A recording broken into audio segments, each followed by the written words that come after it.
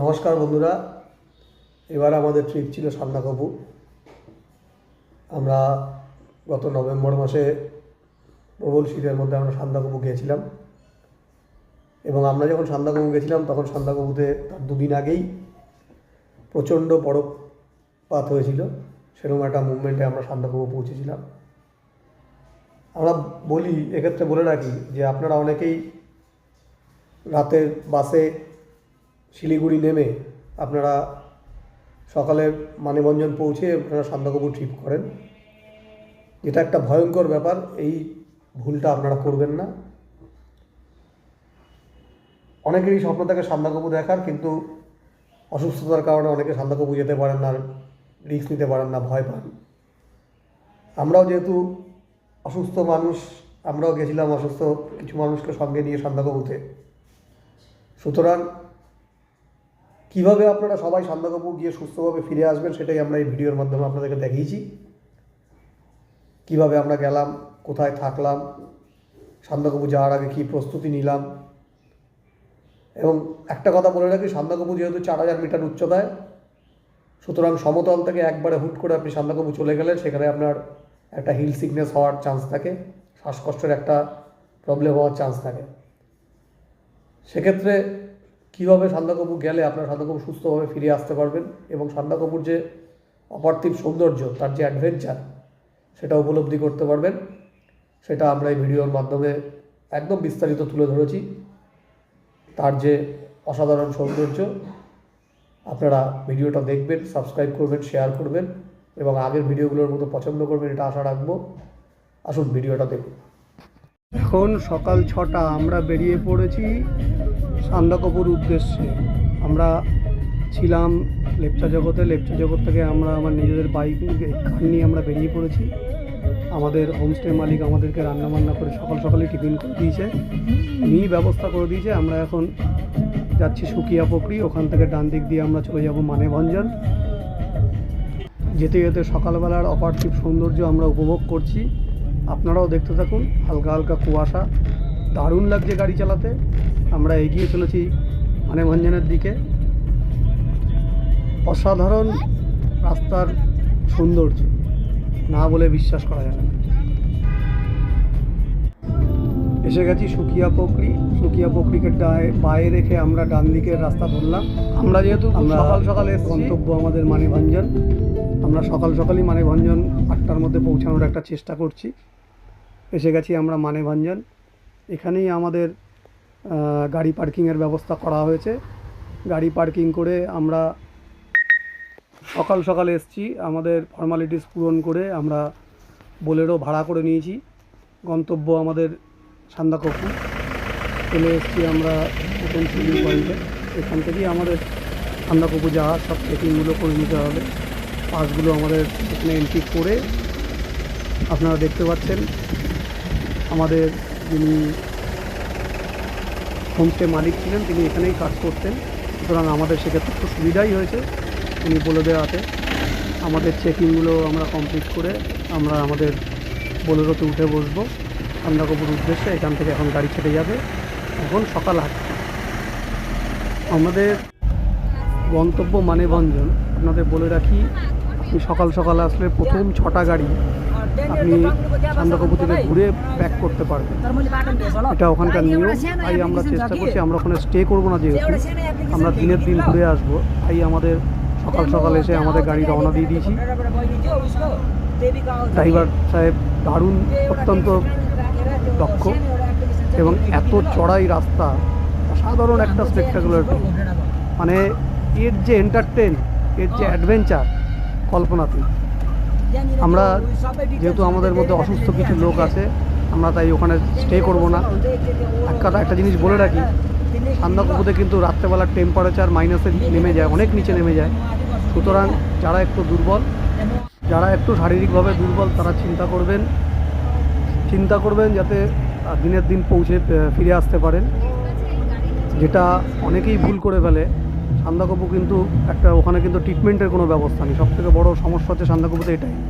আপনি যদি অসুস্থ হয়ে পড়েন, আপনি যদি দেরি করে যান, তাহলে আপনি দিনের দিন না ফিরতে পারলে কিন্তু একটা বিপদ ঘটে যেতে পারে। সুতরাং যেহেতু আমরা অসুস্থ মানুষ নিয়ে গেছি, আমাদের টার্গেট রয়েছে আমরা দিনের দিন ফিরে আসবো, যার জন্য আমরা সকাল সকাল বেরিয়ে এসেছি। এখন আমরা পৌঁছে গেছি চিত্রে। প্রথম আমাদের স্পট যেটা, আপনারা একটু চিত্রের অপার্থিব সৌন্দর্যটা উপভোগ করুন। এখন বাজে 8:30। আকাশ মোটামুটি মেঘাচ্ছন্ন, মানে কুয়াশা, হালকা হালকা মেঘ, প্রচণ্ড ঠান্ডা, কনকনে ঠান্ডা। অসাধারণ একটা এক্সপিরিয়েন্স, দুর্ধর্ষ লাগছে। দার্জিলিং এসে সান্দাকফু ট্যুর না করা মানে অ্যাকচুয়াল দার্জিলিং ঘোরাটাই বৃথা। আমাদের প্রথম পথ চিত্রে, আমরা এখানে দেখতে দেখতে আমরা বেরিয়ে যাব। অনেকেই বিপদ চিন্তা করে সান্দাকফু, দার্জিলিং এসে সান্দাকফু ঘোরেন না। আমাদের এই পদ্ধতি অবলম্বন করলে আপনারা সকলেই সান্দাকফু ঘুরতে পারবেন, এবং যারা একটু অসুস্থ আছেন তারাও আমাদের এই পদ্ধতিতে সান্দাকফু ঘুরতে পারবেন। আপনাদের চিন্তা করতে হবে যে আপনারা সকাল সকাল বেরিয়ে আপনারা বিকালের মধ্যে সান্দাকফু থেকে ফিরে আসবেন। আমরাও সেই পন্থাই নিয়েছি, এবং এক্ষেত্রে সবথেকে সুবিধাজনক জায়গা হচ্ছে আপনাকে লেপচা জগৎ থাকতে হবে। আপনারা শুধু রাস্তারটা উপভোগ করুন। এই যে চড়াই রাস্তাগুলো অসাধারণ তার এক্সপিরিয়েন্স। খাড়া পাহাড়ে আমরা উঠে যাচ্ছি আমাদের গাড়ি নিয়ে, মানে দেখার মতো শুধু রাস্তাগুলো দেখে। মানে এক কথায় সান্দাকফু না আসলে দার্জিলিং ঘোরাটাই বৃথা হয়ে যাবে। অনেকেই রাতের বাসে শিলিগুড়ি নেমে সোজা ডাইরেক্ট মানেভঞ্জন হয়ে সান্দাকফু উঠে যান। ভুলেও এটা করবেন না, এই ক্ষেত্রে সবথেকে বেশি বিপদগুলো ঘটে। আমরা যেমন লেপচা জগতে দুরাত থেকে নিয়েছি, আমাদের আবহাওয়ার সঙ্গে অনেকটা মানিয়ে গেছে। সেক্ষেত্রে আমাদের সান্দাকফু যাওয়াতে আমাদের কোনো অসুবিধা নেই। আমাদের সঙ্গে অ্যাসমা রুগী রয়েছে, ক্রনিক অ্যাসমা রুগী, সেক্ষেত্রে আমাদের কোনো সমস্যা হয়নি। এই পদ্ধতিটা অবলম্বন করলে সবাই সান্দাকফুর সৌন্দর্যটা উপভোগ করতে পারবেন। সুতরাং খেয়াল রাখবেন বিষয়টা। আমরা এগিয়ে চলেছি, অসাধারণ লাগছে। আমরা আরেকটু পরেই আমরা টুমলিং পৌঁছে যাব। इधर नहीं रुकेंगे। आपको कहाँ पर रुकेंगे बोल रहे हैं? तो गाड़ी धीरे ना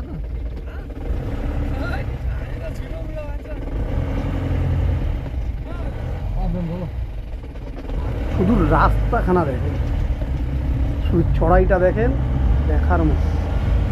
শুনেছি গতকালকে সান্দাকফুতে বরফ পড়েছে, জানি না আমাদের ভাগ্যে বরফ আছে কিনা, আমরা সকাল সকাল গিয়ে পাবো কিনা, যত তাড়াতাড়ি পৌঁছানো যায়। শুধু রাস্তাখানা দেখেন আপনি, সান্দাকফুরও মানে সৌন্দর্য ও অসাধারণ। পাহাড়ের মানে চূড়ার উপর দিয়ে গাড়ি চালানোর এক্সপিরিয়েন্সটা শুধু দেখেন। মানে এটা সচরাচর সব জায়গাতে পাওয়া যায় না। আমরা পাহাড়ে হেঁটে উঠেছি, কিন্তু 4000 মিটারের উপর উঁচু পাহাড়, তার উপর দিয়ে আমাদের পাহাড় তো না পর্বত, তার উপর দিয়ে আমরা গাড়ি চালিয়ে যাচ্ছি। ভিউগুলো দেখেন। আমরা চলে এসেছি এবার টুমলু। এখন বাজে সকাল 10:30। আকাশ হালকা মেঘাচ্ছন্ন আছে। জানি না আমাদের কপালে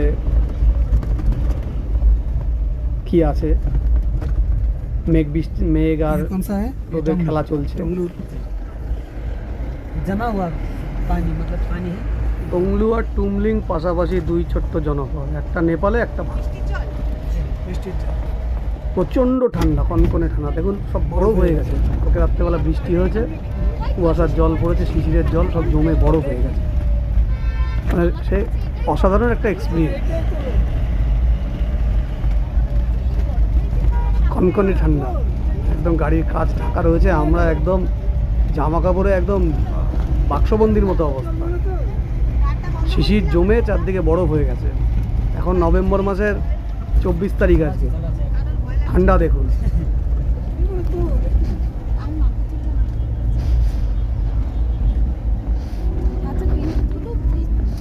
দেখার মতো রাস্তা, দেখার মতো। এটা উপভোগ করুন আমাদের সঙ্গে আপনারাও রাস্তাটা। বসে বসে দেখবার সকাল সকাল কনকনে ঠান্ডায় প্রায় 3500 মিটার উপরে চলে এসেছি আমরা। মানে এক্ষেত্রে আপনারা লক্ষ্য রাখবেন, দার্জিলিং কিন্তু 2200-2300 মিটার, সেক্ষেত্রে আপনার সান্দাকফু পুরো ডবল। সুতরাং একবারে সান্দাকফু আসার চেষ্টাই করবেন। ভিউগুলো দেখেন রাস্তা।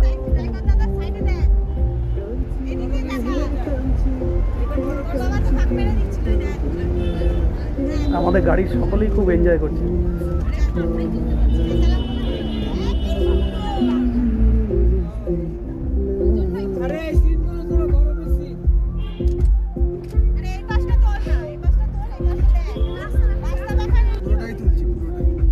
ওহ বন্ধুরা, দেখুন রাস্তাগুলো কেমন লাগছে, আপনারা উপভোগ করুন আমাদের এই ভিডিওর মাধ্যমে। অসাধারণ, পাহাড়ের ঠিক একদম হিমালয়ের চূড়ার উপর দিয়ে গাড়ি চলছে। সান্দাকফু না আসলে এই ভিউ আপনি পাবেনই। দুরান্ত এক্সপিরিয়েন্স, দুরান্ত।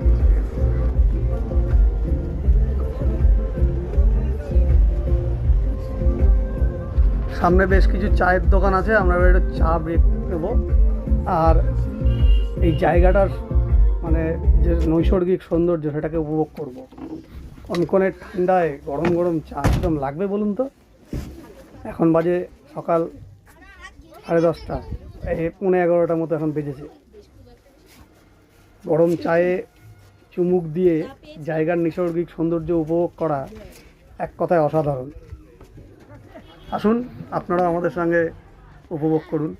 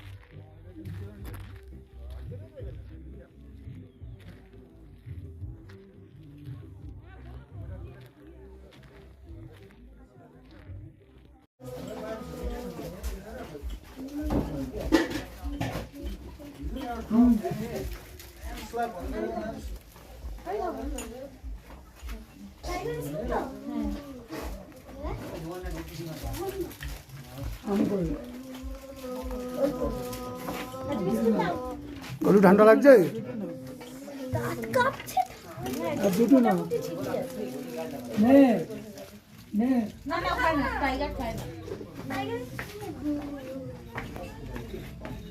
কিছু স্টিল ছবি আর সেলফি আমরা তুলে নিলাম, সেগুলোটা আপনারা উপভোগ করুন। দারুণ দারুণ।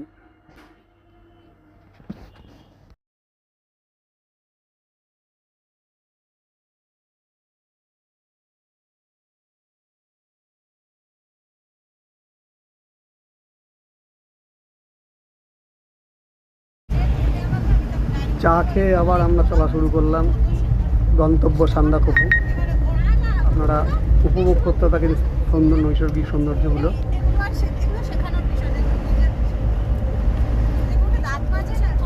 আমরা পৌঁছে গেছি সিংলিলা ন্যাশনাল ফরেস্টের গেটে।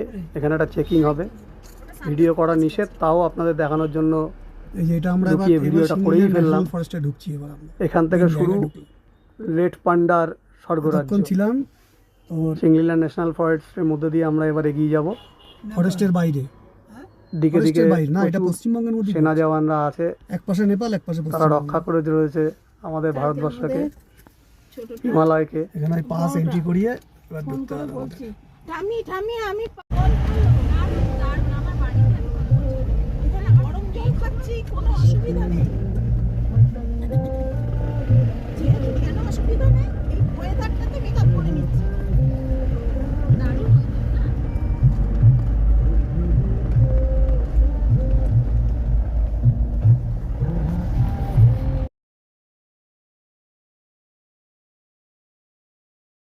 ভাগ্য ভালো থাকলে এই যে ছোটো ছোটো পাশের ঝাড় দেখছেন না, এই ঝাড়ের মধ্যে আমরা রেড পান্ডা দেখতে পাবো। দেখা যাক দেখতে পাই কিনা। রাস্তার চরিত্রটা একটু বদলে গেল, দেখেছেন বন্ধুরা? আগে আমরা চলছিলাম একটা বাঁধানো রাস্তা দিয়ে, এবার কিন্তু আমরা সিংলিলা ন্যাশনাল ফরেস্টের মধ্যে ঢুকে গেছি।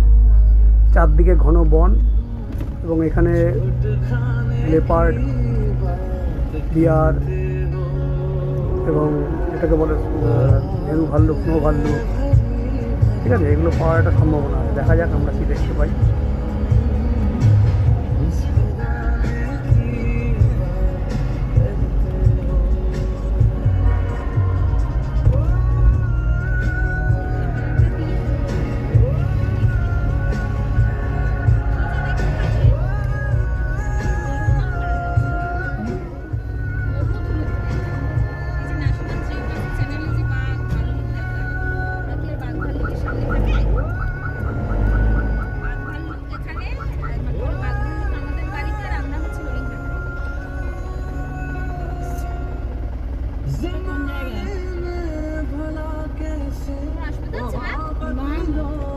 এই যে আমাদের হোটেলে তো তাই না?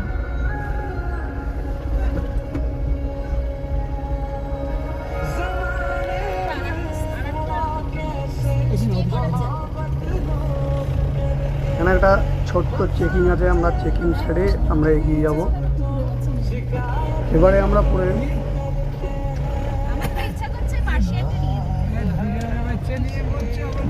এবারে আমরা পড়ে গেছি সেই ভাঙা রাস্তা। এই 12 কিলোমিটার রাস্তা একদম বাজে, মানে এখানে রাস্তা বলতে কিছু নেই, জাস্ট কতগুলো পাথর বসানো। এখান দিয়ে 12 কিলোমিটার আমাদেরকে এবার অতিক্রম করতে হবে। সান্দাকফু যাওয়ার যে টোটাল 48 কিলোমিটার, তার মধ্যে এই 12 কিলোমিটার একদম দুর্বিষহ, এবং আস্তে আস্তে অক্সিজেনও প্রায় কমে আসছে। এখনও অক্সিজেন কমার ব্যাপারটা বুঝতে পারছি না, দেখা যাক সামনে কি হয়। আপনারাও দেখতে থাকুন, উপভোগ করতে থাকুন সান্দাকফুর এই রোড ট্রিপটা।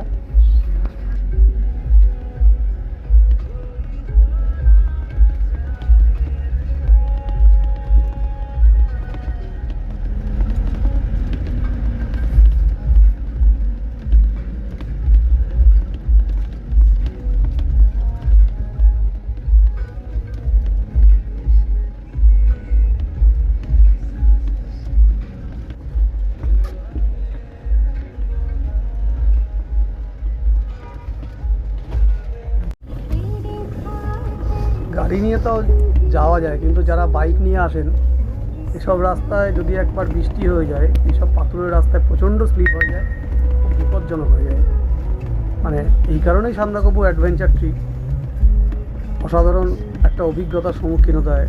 এবং রাস্তাটা পরিমাপটা এমনই, রাস্তার চওড়াটা এমনই যে দুটো গাড়ি 1 ইঞ্চি 1.5 ইঞ্চি ফারাকে রাস্তা পার হতে পারে, পাশাপাশি সাইড দিতে পারে।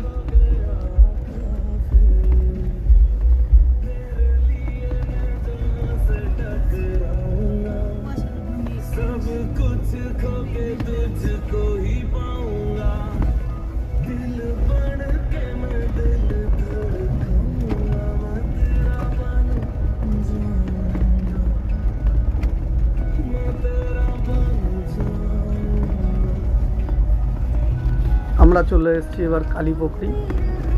কালীপকরি হচ্ছে সান্দাকফু যাওয়ার মানে তার আগের লাস্ট ডেস্টিনেশন। এখান থেকে সান্দাকফু 9-10 কিলোমিটার মতো হবে। যারা সান্দাকফুতে গিয়ে থাকার জায়গা পাবেন না বা হোমস্টে সীমিত, অনেক সময় সিজনের সময় পাওয়া যায় না, আপনারা কালীপকরিতে স্টে করতে পারেন। এখানে রুম রেট একটু কমও আছে, কিন্তু অনেকের আছে সান্দাকফু অনেকটা হাইট বেশি, এখানটা একটু হাইট কম। এটা প্রায় আপনার ধরেন 3300 মিটার, সান্দাকফু প্রায় 4000। এই সেই কালীপকরি। এখানকার যারা গোর্খা মানুষ আছে, নেপালি মানুষ আছে, তাদের কাছে এটা একটা পবিত্র পকরি, মানে হচ্ছে যেটাকে আমরা বলি পুষ্করিণী বা পুকুর। এখানেই তারা মনস্কামনা পূর্ণ করে। যেটা বলছিলাম, আপনারা এখানে যেহেতু হাইট কম আছে, এখানেও আপনারা রাত্রি স্টে করতে পারেন। দিয়ে সকাল সকাল আপনারা এখান থেকে সান্দাকফু গিয়ে সান্দাকফু সূর্যোদয় দেখে আপনারা, সেটাও একটা মাধ্যম আছে। মেনলি সান্দাকফুতে যেটা সমস্যা হয়, সান্দাকফুতে হোমস্টে পাওয়া খুব দুষ্কর, এবং সেখানকার হোমস্টেগুলো যেগুলো আছে সেখানকার দামও বেশি, মানও খুব নিম্ন, এবং সেখানে রাত্রেবেলা যেহেতু মাইনাসের নিচে নেমে যায় টেম্পারেচার, সেখানে আপনাকে রুম হিটার ব্যবহার করতে হয়, সেগুলো কস্টলি। এবং বিশেষ করে যারা একটু অসুস্থ মানুষ তাদের ক্ষেত্রে সান্দাকফু না থাকাটাই ভালো। সেক্ষেত্রে কালীপকরি আপনারা থাকতে পারেন।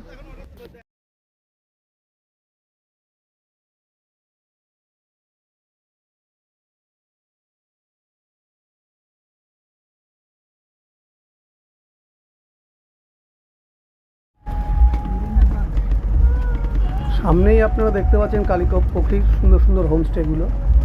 এখানে মোটামুটি রুম ওই 1500 থেকে 2500-র মধ্যে আপনি রুম রেন্ট পেয়ে যাবেন। এখানেও প্রচণ্ড ঠান্ডা, তবে এখানে সিস্টেমটা খারাপ না, ভালোই। এখানেও আপনারা থাকতে পারেন। এখান থেকে আপনারা সকাল সকাল সান্দাকফু যেতেই পারেন।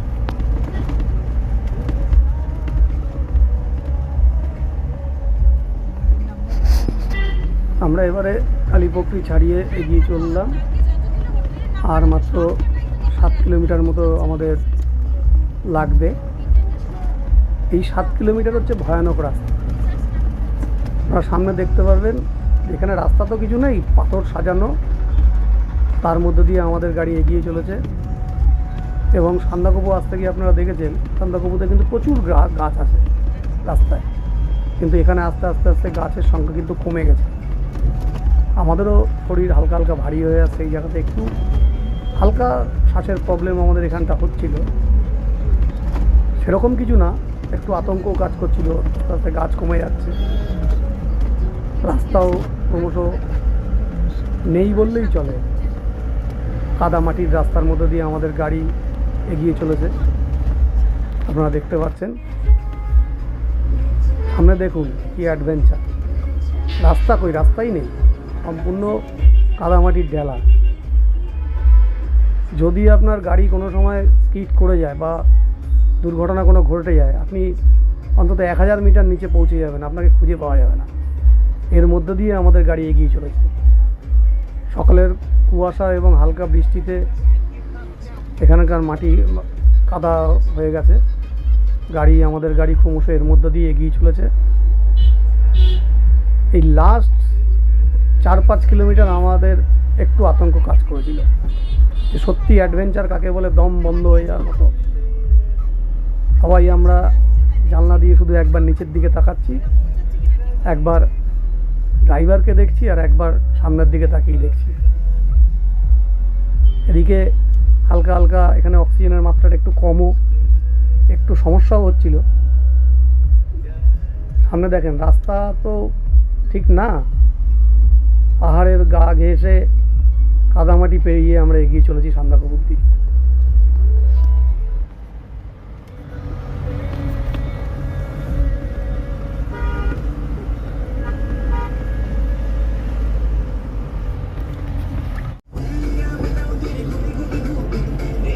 অবশেষে সব বাধা অতিক্রম করে আমরা পৌঁছে গেছি সান্দাকফু।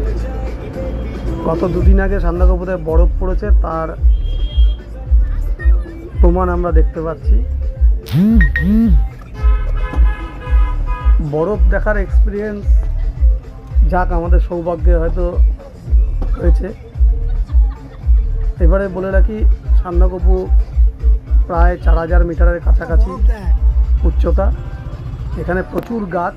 সান্দাকফুতে আপনার অক্সিজেন নিয়ে খুব একটা সমস্যা হবে না, কিন্তু এখানে টেম্পারেচার রাত্রেবেলার -6-7 ডিগ্রিতে নেমে যায়। সুতরাং এখানে অসুস্থ লোকেদের না স্টে করাটাই ভালো। যদিও এখানে প্রচুর ভালো ভালো হোমস্টে আছে এবং আপনি পয়সা খরচা করলে এখানে সবই পাবেন, স্লিপিং ব্যাগ পাবেন, রুম হিটার পাবেন। দেখতে পাচ্ছেন সান্দাকফু সবথেকে বড় হোমস্টে। আপনি চাইলে থাকতেই পারেন। আবহাওয়াও আমরা মোটামুটি এখন ভালোই আছে। মাঝের শেষ নভেম্বর আবহাওয়া, সান্দাকফুর আবহাওয়া সুন্দর থাকে। এখন বাজে প্রায় 12:30। আমরা সান্দাকফু এসে পৌঁছে গেছি। আমাদের সঙ্গে যারা এসছেন তারা তো বরফ দেখে আপ্লুত হয়ে গেছে। মানে সত্যি বলতে কি, আমরা জীবনে কোনোদিন বরফের এক্সপিরিয়েন্স আমাদের কাছে ছিল না, যে হিমালয়ের উপরে বরফ কেমন হতে পারে। আমরা ছুটে চলেছি বরফের দিকে, বরফ দেখব বলে। ঝোপে ঝাড়ে চারদিক সাদা হয়ে রয়েছে বরফে।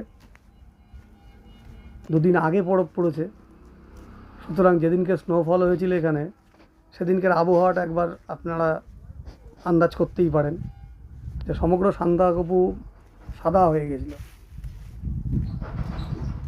অসাধারণ একটা এক্সপিরিয়েন্স, এবং এটা আমাদের ভাগ্য ভালো যে আমরা দুদিন পরও এসে আমরা বরফ দেখতে পাচ্ছি। হয়তো সম্পূর্ণ সাদা হয়ে যায়নি, কিন্তু এখনও যতটা আছে সেটাও উপলব্ধি করার মতো। আমরা সবাই বরফে ছবি তোলা, আনন্দ করা, মানে এক কথায় অনবদ্য। সান্দাকফু আমাদেরকে সত্যি মন ভরিয়ে দিয়েছে। এত দুর্গম রাস্তা, এত ভয়ানক একটা প্রকৃতি, তার মধ্যে দিয়ে এগিয়ে এসে এক অসাধারণ অ্যাডভেঞ্চার। মানে সান্দাকফু আপনি ঠিক না আসলে বুঝতে পারবেন না এর গুরুত্ব কী।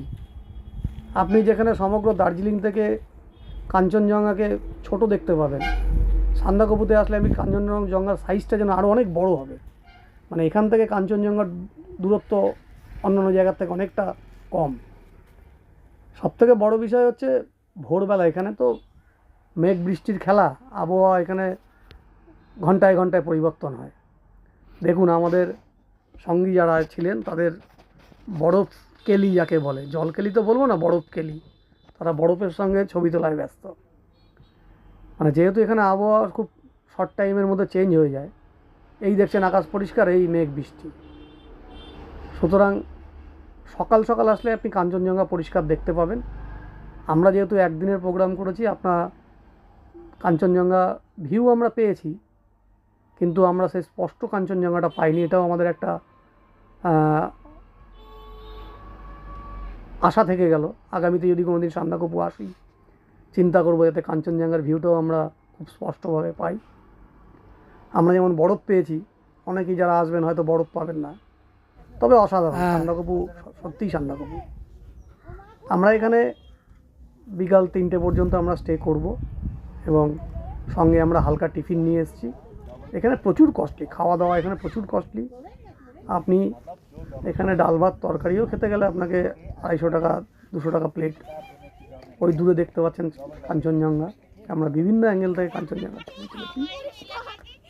এবং রুম ভাড়া এখানে মোটামুটি 2000-এর নিচে এখানে রুম ভাড়া পাওয়া যায় না এক নাইট স্টেতে।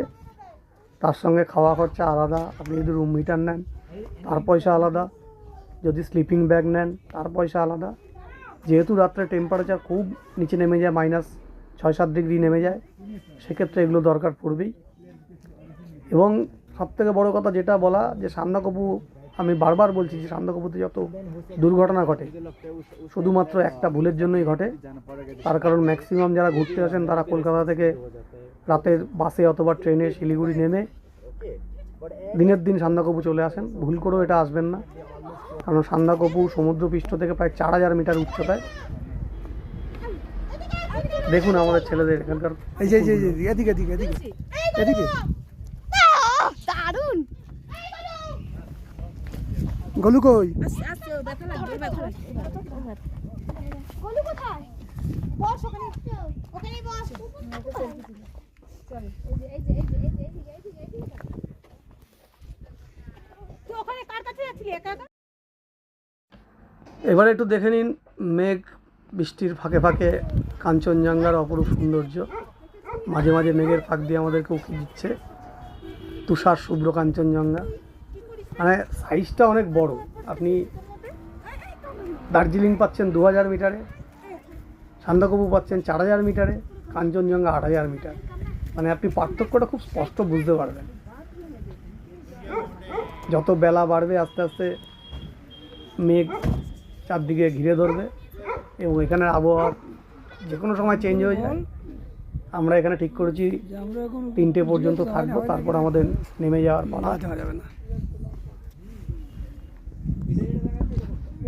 যেহেতু আমাদেরকে পুনরায় আবার 48 কিলোমিটার ফিরতে হবে, সুতরাং এখানকার নিয়ম যেটা আছে, আলো থাকতে থাকতেই আপনাকে ব্যাক করতে হবে, কারণ রাস্তার অবস্থাটা খুব ভালো না।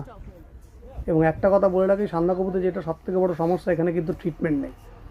এখানে আপনি যদি অসুস্থ হয়ে পড়েন বিশেষ করে আপনাকে রাত্রেবেলা গাড়ি নিয়ে এখান থেকে কেউ নামবে না, এবং প্রাথমিক চিকিৎসার ব্যবস্থা থাকলেও সেটা খুব সময় উপযোগী না। এক্ষেত্রে একটা বিপদ হয়ে যাওয়ার চান্স থাকে। সান্দাকফুতে আশা করব সরকার পক্ষ থেকে যখন এত মানুষ সান্দাকফুর প্রতি অ্যাট্রাক্টেড হচ্ছে, মানুষ আসছে, সেখানে সরকারেরও একটু নজর দেওয়ার দরকার যে এখানে অন্তত একটা প্রাথমিক স্বাস্থ্যকেন্দ্র যদি তৈরি করে, অন্তত মানুষগুলো যারা দর্শক, যারা পর্যটক আসে, তাদের অন্তত নিশ্চিন্তে সান্দাকফুটা ঘুরতে পারে। এখানে সমস্যা একটাই যে এতটা রাস্তা, আপনাকে কোনো রকম অসুস্থ হলে আপনাকে আবার সেই মানিকগঞ্জ নিয়ে যেতে হবে, পা চলছে। যেটা একরকম দুর্গম যাকে বলে। একটা সতর্কতা চলার দারুণ পর্যটকদের অবলম্বন করতে বলবো, যদি যারা কেউ নাইট স্টে করতে চান, সঙ্গে ছোট যে অক্সিজেন সিলিন্ডার পাওয়া যায় আপনারা একটা ক্যারি করতেই পারেন। সেক্ষেত্রে অনেকটা, এখানে অন্য কোনো সমস্যা নেই। এখানে সমস্যা একটাই যে দিন আর রাতের টেম্পারেচারের অনেক বড় পার্থক্য। আপনি দিনের টেম্পারেচার 7-8 ডিগ্রি পাবেন, রাতের টেম্পারেচার -7-8 ডিগ্রি পাবেন, যেক্ষেত্রে মানুষের একটা সমস্যা হওয়ার প্রবল সম্ভাবনা থাকে। এটাই হচ্ছে সবথেকে বড় বিষয়। যাই হোক, আমাদের সান্দাকফু ঘোরা হয়ে গেল।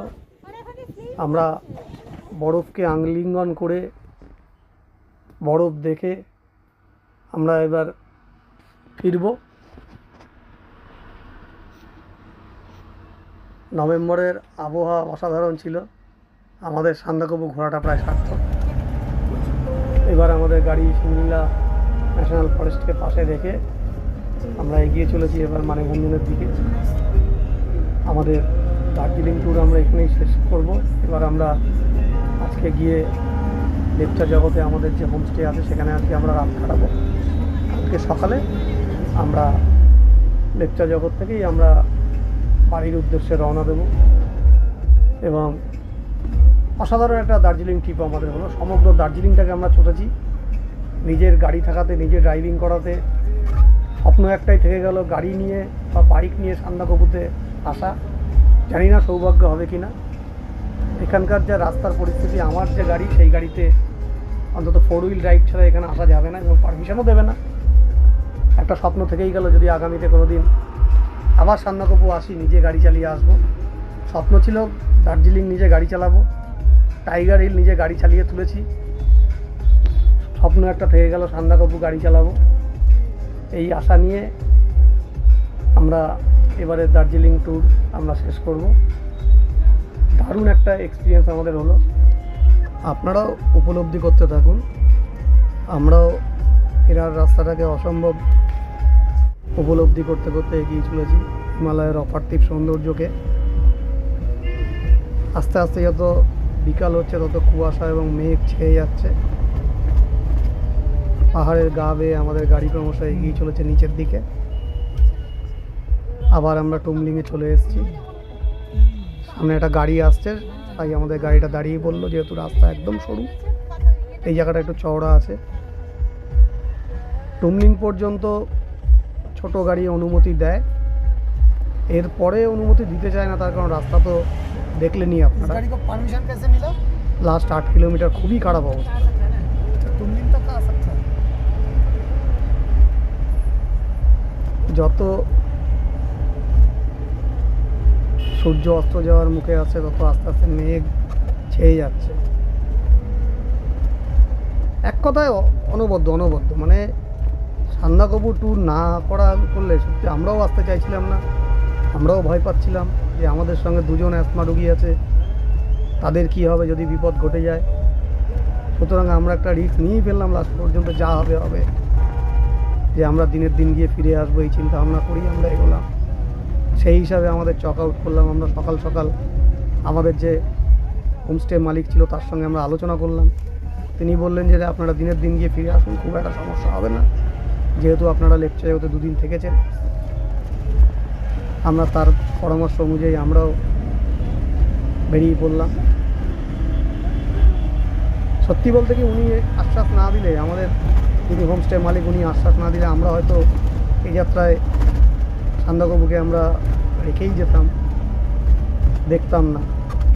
তার কারণ সান্দাকফুতে এই যে বারবার দুর্ঘটনার খবর, এতে মানুষকে আরও বেশি আতঙ্কিত করে দিচ্ছে।